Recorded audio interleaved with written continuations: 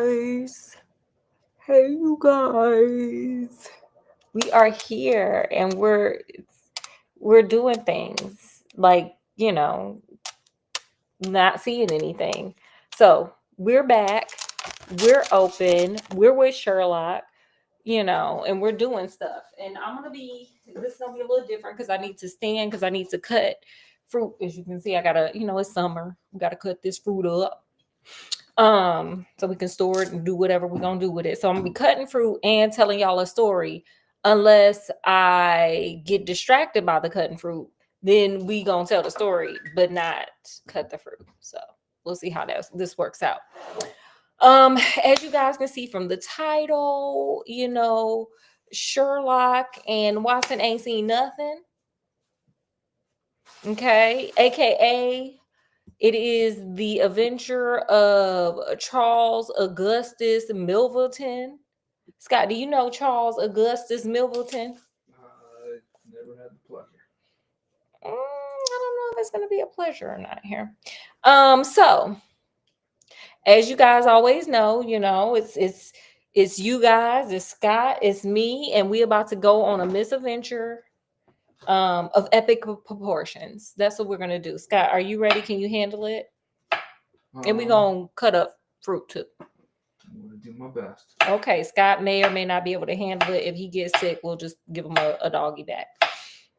So story starts out with Watson being like, oh my God, like there are some stories where we can't even tell you names. We ain't naming no names because it's saucy, it's spicy, and some people gonna get in trouble that are high ranking if we tell you who it was. So we ain't even gonna get no names, right?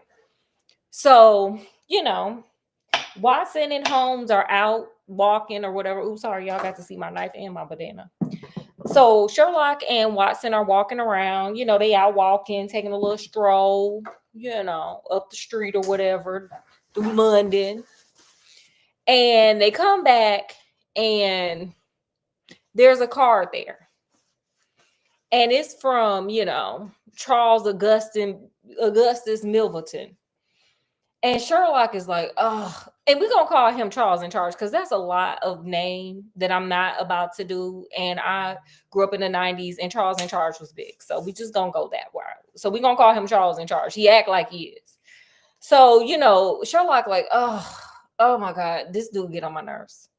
I can't stand him. And so Watson's like, okay, but who is he?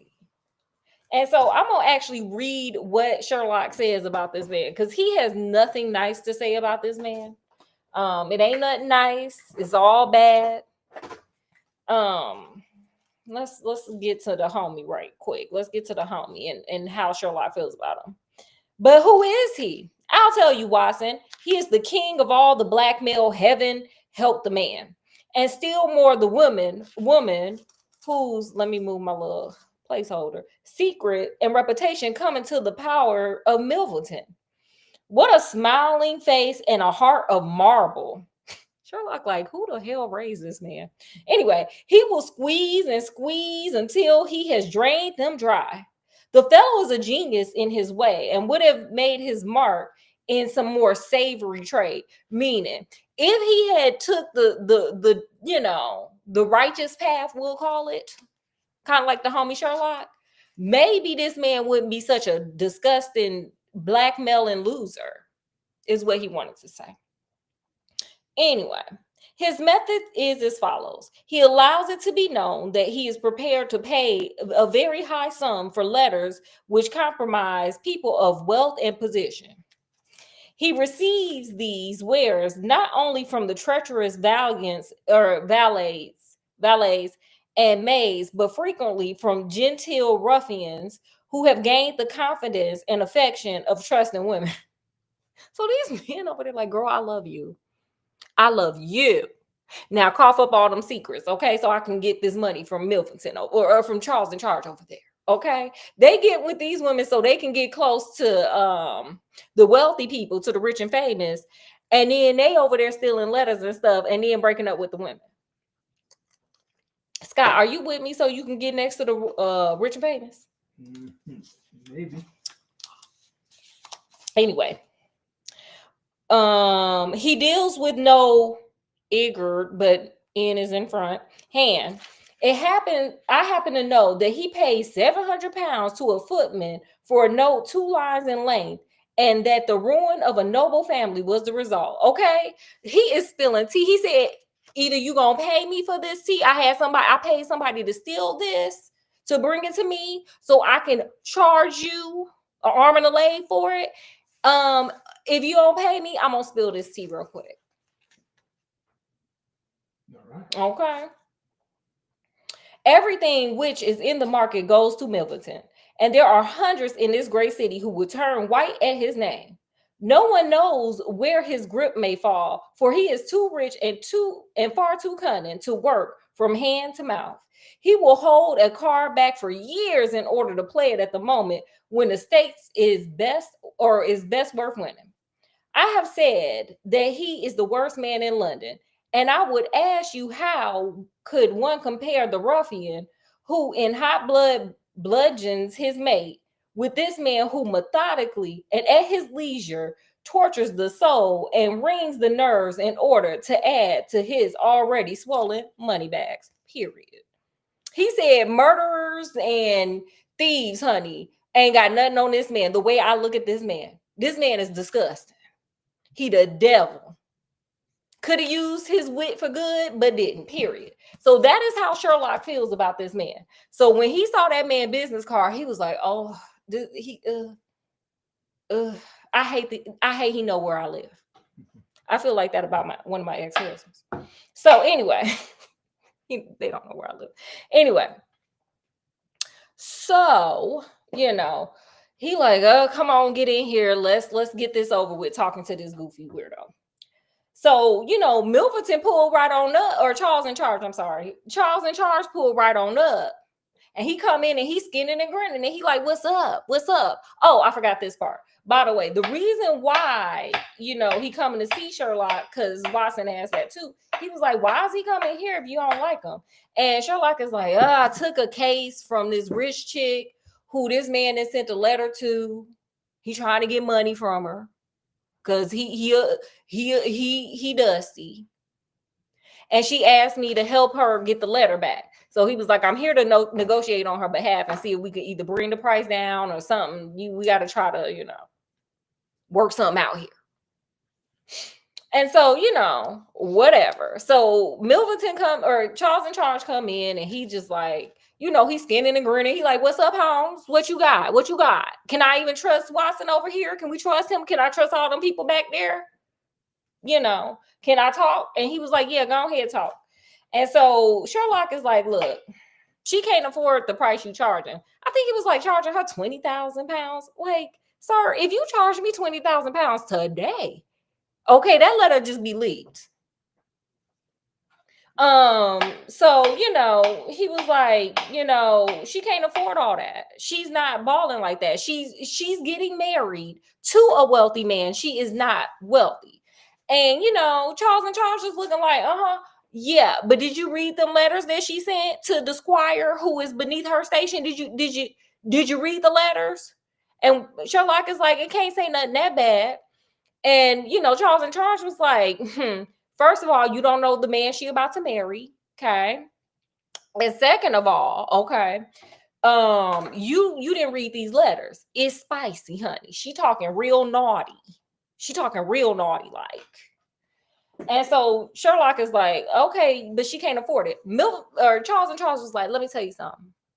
Tell her, instead of butter dishes, okay, tell her, instead of getting glass sets and stuff, why don't she just go ahead and tell them, give her some just dollar cash so she can go ahead and pay me. Otherwise, ain't gonna be no wedding.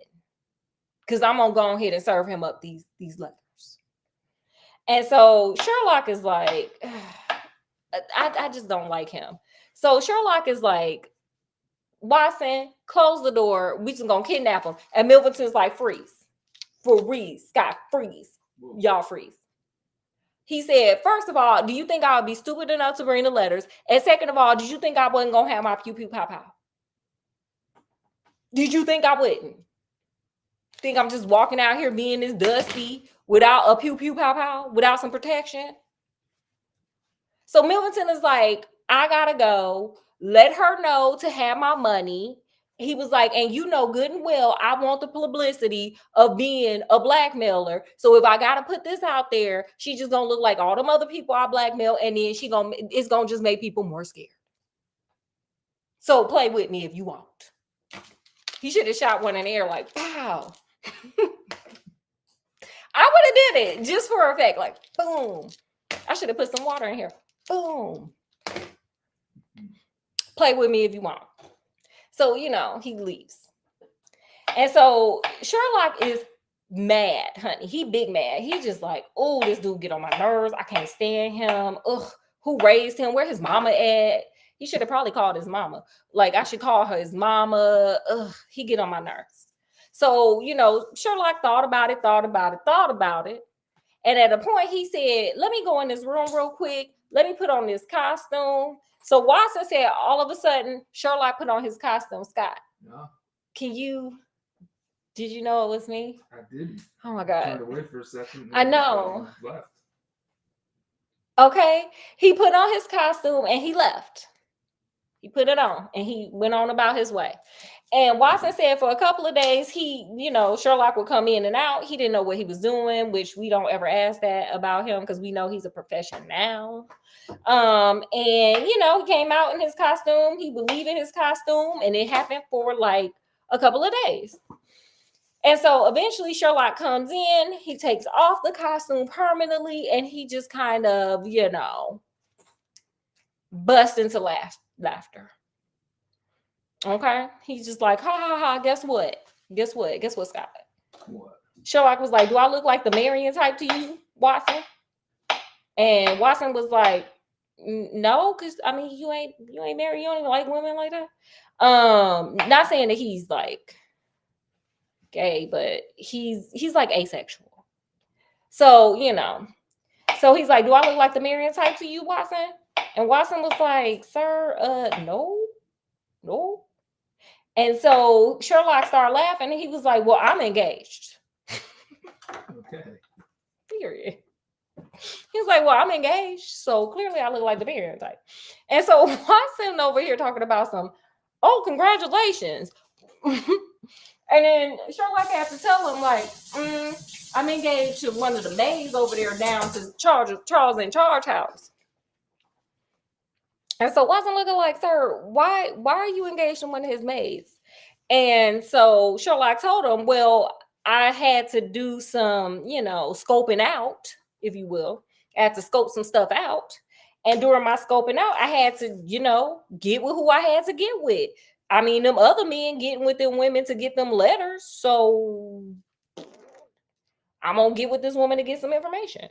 So, he was like, so Watson like, oh my God, that's horrible. But Sherlock is like, she got some other dude checking for her and it's making him more jealous that I'm with her and we engaged. So, once I don't show up, he going to hurry up and get engaged with her. So no harm, no foul. He helping her out. Maybe she's not getting with him because she doesn't want him though. Scott, that's not in the book. Okay. And y'all never heard that because that's not in the book. It's not, Sherlock didn't say it. Therefore, it never happened. We're going to strike that from the record, Scott. Okay. Stricken from the record. And if you keep going, Scott, you know what happens. Right. You get punished. So when he ain't here no more, it's because Scott want to say stuff that's not in the book. So anyway, he's like, yeah, he was like, so I know this man's whole routine because all this chick did was tell me all about, this man's life. So you know what? I know what to do.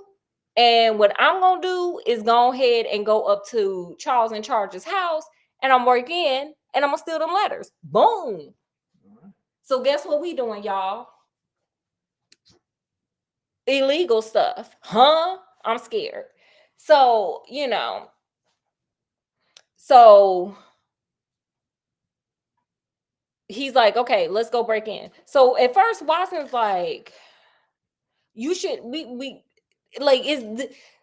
I know you don't like him, but does this justify us breaking in? And Sherlock is like, There's a damsel in distress. I am a man. I am a protector and provider. If a woman come to me in need, we gonna help her out. And this, I don't like him. So if I can one up this fool, it is what it is. So is you down or not? And Watson was like, yeah. He was like, but if you go, Watson was like, if you go, I gotta go. And Sherlock was like, no. Watson straight up told Sherlock, if you don't let me come, I'm gonna go right over there to the police and I'm gonna snitch.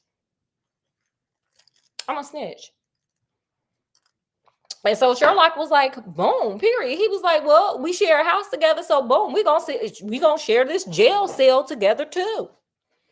And so, him and Watson head on out to go, to Charles and Charge house so they can go a stealing. Now, they get to the house. They had to leave late. So they had a late dinner. They get on over there. And, there's a dog. But my girl, his fiance, she didn't put the dog up for him because she think he coming over to see her. Girl, he not coming to see you. He just used you.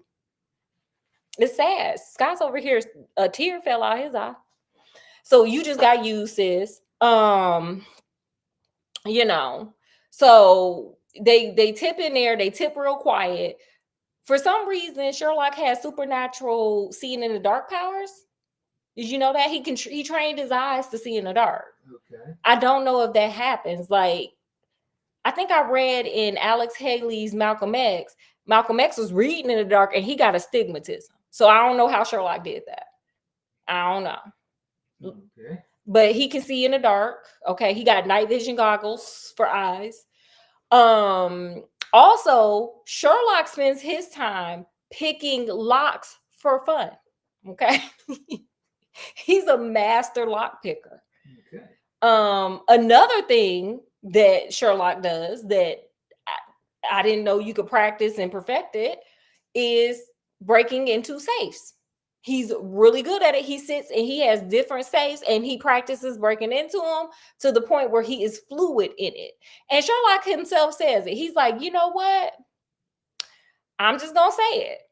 If I had not did this, or being a professional costume dresser upper, or being a chemist, or an excellent boxer, do you know what I would have did? I would have been a burglar. Okay.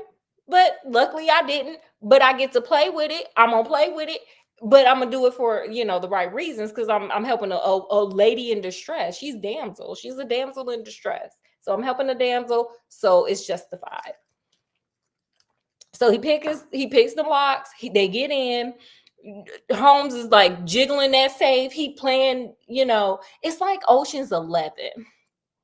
Have you seen Ocean's 11, Scott? The old or the new one? Nope.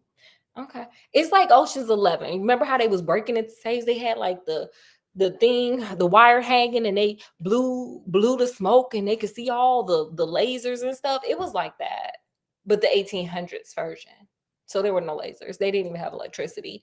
Anyway, so, he's opening the safe, but all of a sudden, here comes some footsteps.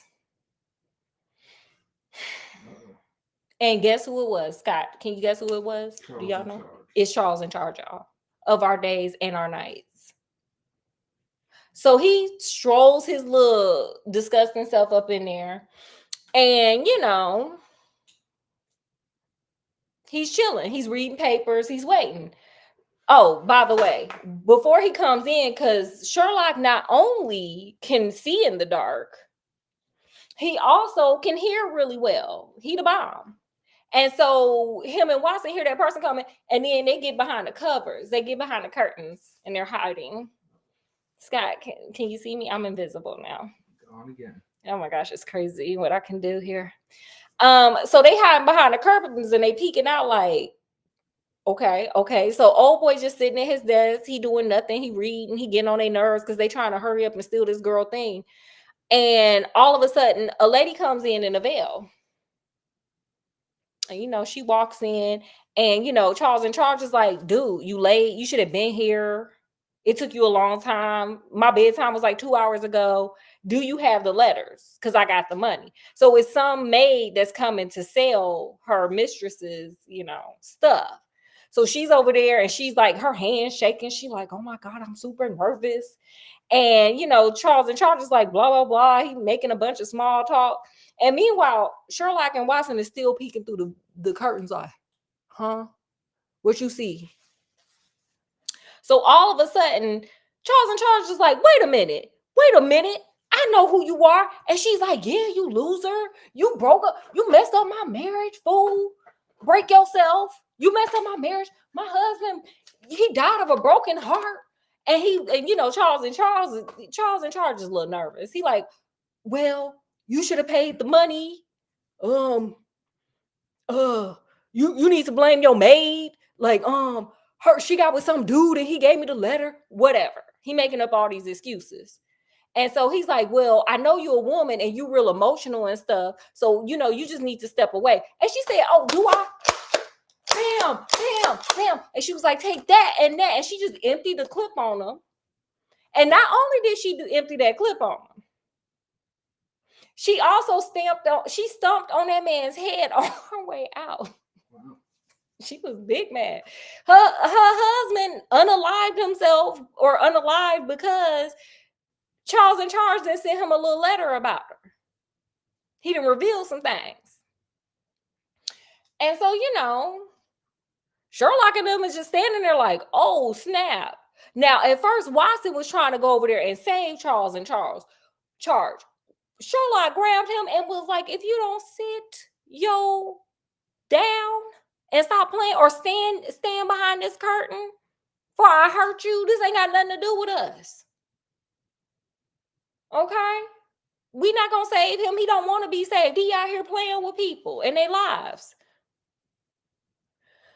So, after she take him out, because she didn't put about 6 or 7, rounds in him, she made sure he was gone, honey, and stomped on that head on the way out, which, hey, I can appreciate that. Sherlock is like, oh, snap. He went on, opened that safe and took all the letters that were in there, all of them, and just burnt them. Because he's like, there's about to be a police case, and we can't have the police, getting all this info. Because then we're going to have another blackmailer problem. Okay, so, they run away. As they running, because there are people out there, they go out the back way, they running. They got their track shoes on. He's a runner, he's a track star. As they're running, one of the dudes grabs Watson, but Watson kicked him off and kept it moving. They get back to 221 Baker Street, 221B Baker Street, and they chilling. So the next day, Watson and Sherlock are hanging out. They smoking their pipes and reading papers. I don't know what they do every day. It doesn't matter. And all of a sudden, here come Detective or Inspector Lestrade from Scotland Yard. And he come in and he like, hey, how you doing? I heard you helped the homie on that last case. I got this one case. Can you help me? And Sherlock is like, oh, what's the case? And, Lestrade is like, Charles in charge that got unalived over there at the house. And we trying to figure out who did it. He was like, and then Sherlock was like, oh, who do y'all, were there, what happened? And so he was like, Lestrade was like, oh, some people, it was 2 dudes, they ran, they were runners, they were track stars and whatnot. And, one of them we grabbed and he just describes Watson. And Sherlock is like, that could be anybody. That could have been Watson. And Watson over there looking at him like, sir, don't make me turn you in. Like, sir, if you don't stop playing with me. And so, Sherlock is like, let me tell you something, Lestrade. I didn't like that man. Okay. You didn't like that man. Y'all were investigating him. He said, why should I care if that man is gone? He said, I am on the side of the criminal that took him out. That's all I got. So no, I cannot help you. Good luck with your investigation, but you ain't gonna never find who did it because it was me and Watson and us, all of us. We were there too. And so, Lestrade was like, okay, cool. Now Watson says, going forward, Sherlock kind of was like,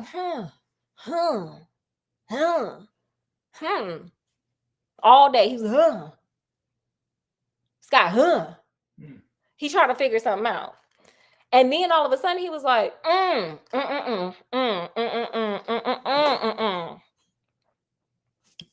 He figured it out. He was like, come on, Watson, get your hat. Put your hat on.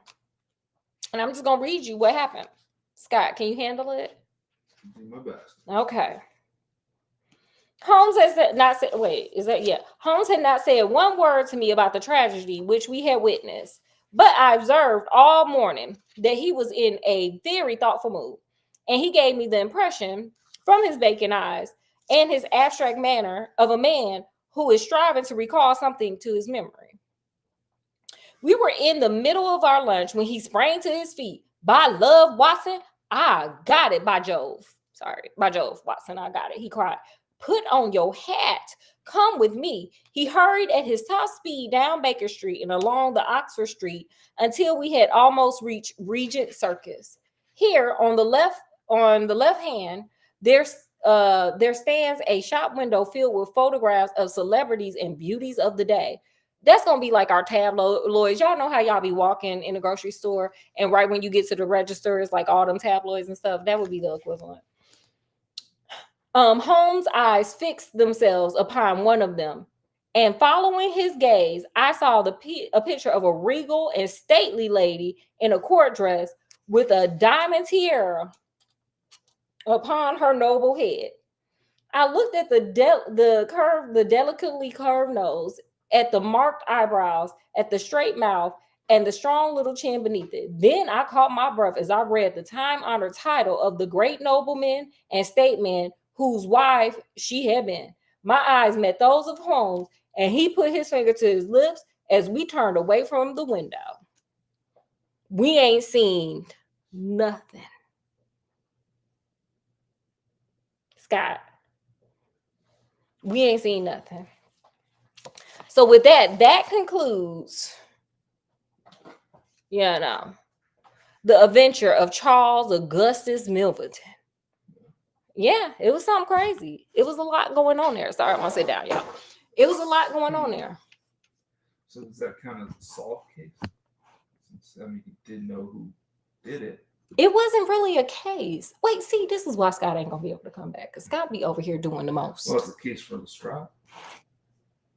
They're never going to help him solve because they implicated in it. They were burglars. They didn't committed a felony, I think.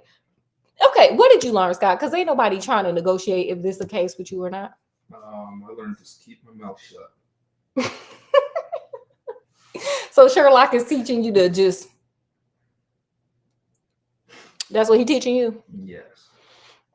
Okay, did you have anything else you learned? What did y'all learn? No. Because this should be learning lessons. These are mistakes that other people are making that we ain't got to endure. You said what? No, keeping my mouth shut. Okay, I got 3 lessons learned. What you do one day is going to catch you, look, if you do crazy stuff, bad stuff that you know is wrong, you're going to catch the right person on the wrong day or the wrong person on the right day. It don't matter. You're going to catch that person. And Charles in Charge surely caught the right person. She said, I don't care if I got to go under, honey. I don't care if they take away this crown. You going to catch this L. You going to catch this phase, sir. Okay. Intelligent and cunning people can use their skills for either good or bad. It depends on the character. So y'all always check for someone's character. Okay. Don't look for their intelligence. Don't look for how much money they got. Don't look for, like material things. Look at their character. Okay. How they act over and over again. If somebody is consistently beating up people, the probability is they're going to beat you up too. Okay. Last thing I learned, women back then ain't had no rights and had to do what they had to do. Okay. Them women had to notice they looked at the husband and not her, because women back then didn't have rights. Hell, you were probably born before women could get credit cards in the 70s. So women back then didn't have rights. So he got a desperate woman who was like, you're not going to do this, because she was fighting for her life, honey. Without a man, she didn't have nothing. She didn't have no wealth, nothing. So y'all better be careful when y'all be messing with people that ain't got nothing to lose, honey, because you might lose more than they do. Did you have anything else? I do not. Okay, we're going to make this a thing officially. I didn't know what to name it, but now I do. Y'all know how I say we the Scooby-Doo detective agency? Yes. So we're gonna I'm gonna call these little trial snacks Scooby snacks. We're gonna have a Scooby snack because after you do all this foolishness for a case, you gotta eat. You gotta get some motivation. Ooh. And okay, this is what we got going on here today. We got Mama Zuma's Revenge. Okay, she a hot girl. It's hot girl summer. It's hot girl spring here with her. It's some kettle cooked potato chips. Let's see how it goes. Let's see how it goes.